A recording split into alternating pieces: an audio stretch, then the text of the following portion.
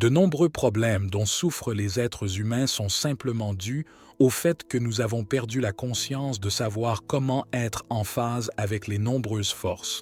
Si vous vous mettez au rythme de la vie, vous vous réveillerez également quelque part à 3 heures du matin. À ce moment-là, si vous vous asseyez et faites le processus pour lequel vous avez été initié, il portera un maximum de fruits. Dans la façon dont la planète tourne et dans ce qui se passe, quelque chose de très fondamental change quelque part entre 3h20 et 3h40. Votre système, le système humain, fonctionne d'une certaine manière. C'est une possibilité. Il y a donc eu une prise de conscience quant à l'utilisation de cette possibilité. Votre vie est le produit de nombreuses choses que nous appelons l'univers, de nombreuses choses que nous appelons l'existence. Nous sommes donc la conséquence d'un certain événement phénoménal que nous appelons cosmos. Nous ne sommes pas une existence individuelle. Ainsi, lorsque vous serez synchronisés, certaines choses se produiront. Vous savez, il y a une cigale au Tennessee, à l'ashram américain. Elle se réveille une fois tous les 17 ans. Pouvez-vous le battre?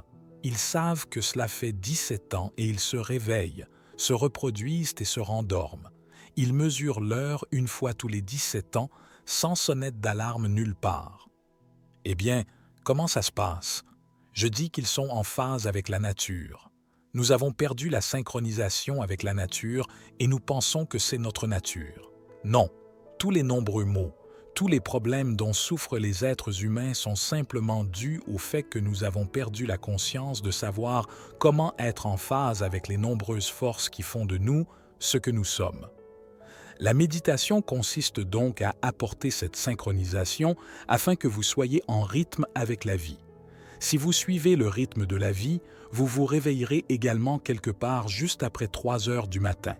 Si vous êtes conscient, soudain, une certaine étincelle de vitalité se produira en vous. Même si vous dormez profondément, vous vous réveillerez. Cela doit vous arriver. Cela signifie que vous êtes en phase avec lui.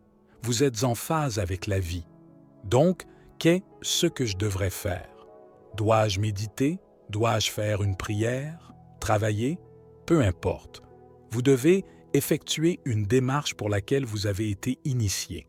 Parce que l'initiation ne signifie pas seulement qu'on vous enseigne une pratique. Il a été introduit dans votre système. Il a été introduit dans votre système. Il a été implanté dans votre système.